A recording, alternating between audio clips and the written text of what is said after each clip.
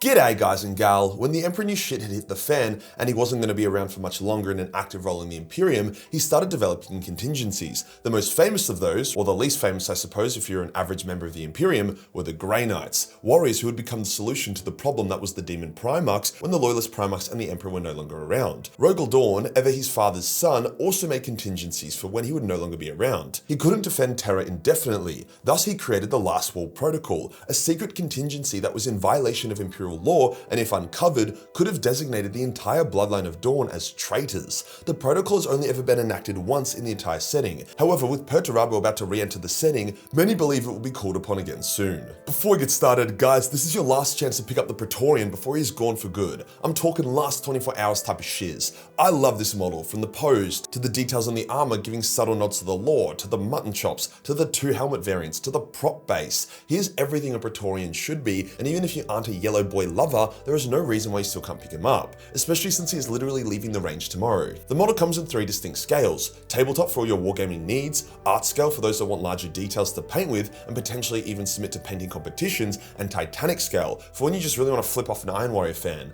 Last chance guys and gal, don't miss out, link is below. Today we'll go over the Last Wall Protocol, what it is, why it was made, what happened when it was deployed, and how it may be activated again in the current setting. Let's get into it. To say that Dorn was a bit unstable after the Siege of Terra would be the understatement of the century. That dude was non-stop running the defenses of Terra for months on end. All the pressure was on him. The rough part is that he didn't even have the luxury to vent his wrath in battle, like Jagdai and Sanguinius did, as his presence was constantly required in the command center and any good he could do on the battlefield would be washed away by not having him directly leading. He saw his sons slaughtered, his walls crumble, and demons walk the cradle of mankind. He was something beyond furious by the end of it. On the contrary, although Guilliman had seen his share of horror and done his share of bloodletting, he was much more calm and collected post the Siege of Terra, not as consumed by vengeance and rage by his brothers. It was this mindset that allowed Guilliman to make unpopular but practical suggestions, such as the dividing of the legions into chapters so that no one man, even a Primarch, may ever wield the power of a legion again. And if rot within a chapter was to spread, then the most damage it could do would be to corrupt 1,000 Space Marines at a time, not 100,000. Some Primarchs were for this, some were extremely against. No one was more anti this than Rogal Dorn, who saw it as an insult to break up his legion, a legion who had fought so hard and was so loyal. Dorn almost entered into another civil war with Guilliman over it, but eventually relented after a lot of convincing, and also after his legion was smashed during the events of the Iron Cage. Dorn split the Imperial Fist into the Black Templars, the Soul Drinkers, the Crimson Fists, and the Executioners,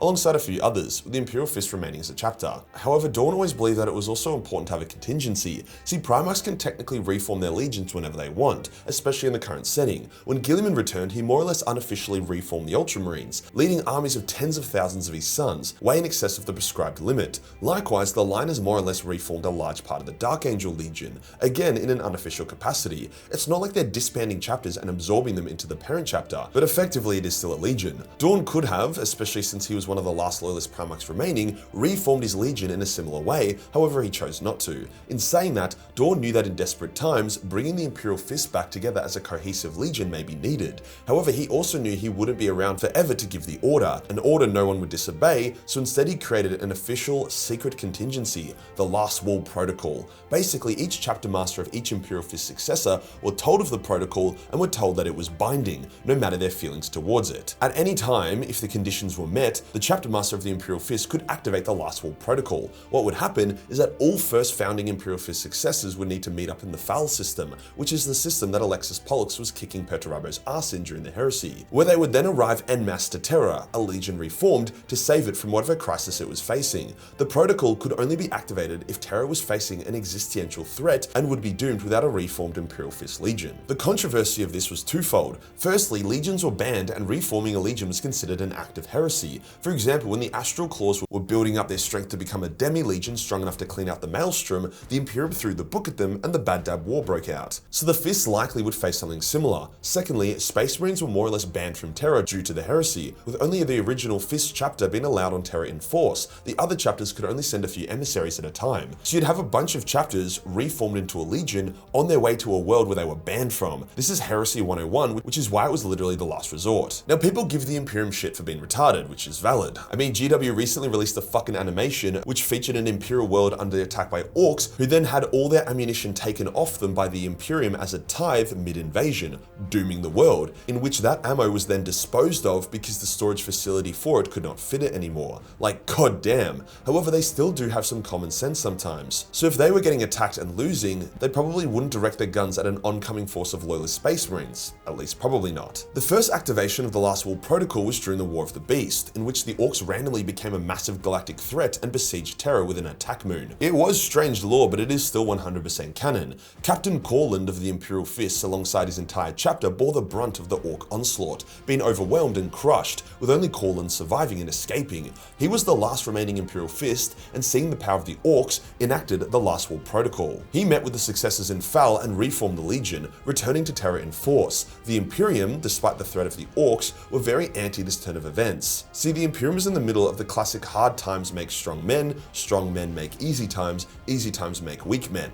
The heresy was the hard times, and the post-heresy setting was the easy times. The leaders of the Imperium had become complacent and weak, more concerned with maintaining their status and power than saving humanity. So Corland had to team up with numerous Imperial leaders, including Van Gorich, the Master of Assassins, to usurp the High Lords and take control, making Corland the Lord Commander of the Imperium for the duration of the crisis. He was very effective. Using the Imperial Fist as a legion, he managed to get shit done, holding the Orcs at bay, finding and recruiting Vulcan to the Imperium's cause, and leading from the front. He even reformed Terra's government, kicking the ecclesiarchy off the High Lords and returning the Imperium to the Imperial Truth, the Emperor's vision, rather than the Imperial cult. The dude also reformed the Sisters of Silence. He was probably one of the most effective leaders the Imperium had ever known. Corland would work with Vulcan to slay the beast, losing Vulcan in the process, only to discover to his horror that 6 other Prime Orcs, 6 beasts, existed, who then proceeded to kill Corland, thus ending the Imperial Fist chapter. Now, the Last Wall Protocol remained intact, with Maximus Thane, the chapter master of the Fist Exemplar, ordering each chapter of the Last Wall Protocol to donate a force of its troops to rebuild the Imperial Fist. Since most of these were veterans of the heresy and had literally pure Imperial Fist gene seed in their body, it was an easy process, and the Imperial Fist were legitimately reborn, with pure Imperial Fist gene seed.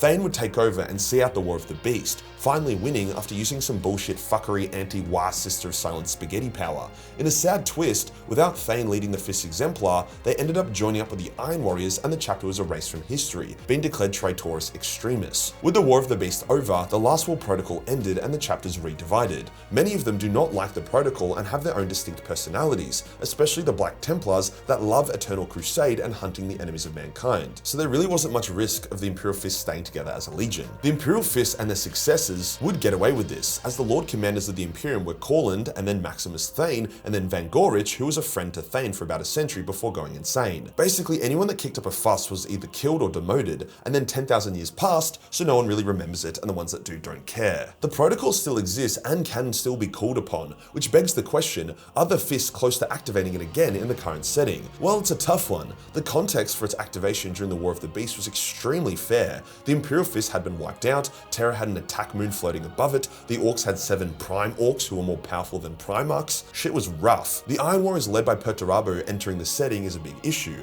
However, Demon Primarchs attack real space all the time, and you don't see other chapters activating their last resort contingencies willy-nilly. In saying that, the Imperium is a lot more practical these days with Guilliman returned. They aren't going to wait until Perturabo is knocking on Terra's door to act. If the Fist were to recognize a scheme of Perturabo's which would lead him to Terra, they would activate the Last Wall Protocol well before the Sol system is under threat if that gives them a better chance of stopping him. What I mean is that let's say they find out Perturabo is taking over 3 fortress systems that protect the route to Terra, and that Fortress System 2 is the best one to stand their ground in, as it would allow them to group up, have great defenses, and was in range of other reinforcements. If that was the case, they would happily activate the Last Wall Protocol to force the Legion to reform and meet the Iron Warriors there. The Imperial Fists are a practical bunch. Now, Perturabo hasn't yet unveiled some sort of scheme to take out Terra, although I bet he has like 500, nor do the Imperial Fists currently know of any legitimate threat to Terra, so no one is talking about the protocol in the lore at the moment. For me, I reckon that the return of Dorn, which will occur at a very key moment, will trigger the Last Wall Protocol. However, I also believe Dorn will be the last loyalist Primarch to return to the setting, so any notion of this is going to be far into the future. Either way, it's cool that we have seen the Doomsday contingency of the Imperial Fist in action, which does make me wonder what the other chapter's Doomsday contingencies are, if they indeed have them. If you enjoyed the video and you want to support the channel, then pick up the Praetorian. The last 24 hours, guys and gal, you do not want to miss out. Hit the subscribe button and hit the real subscribe button for more defensive content. Join the Discord for more memes, and I'll see you on the next one. Peace.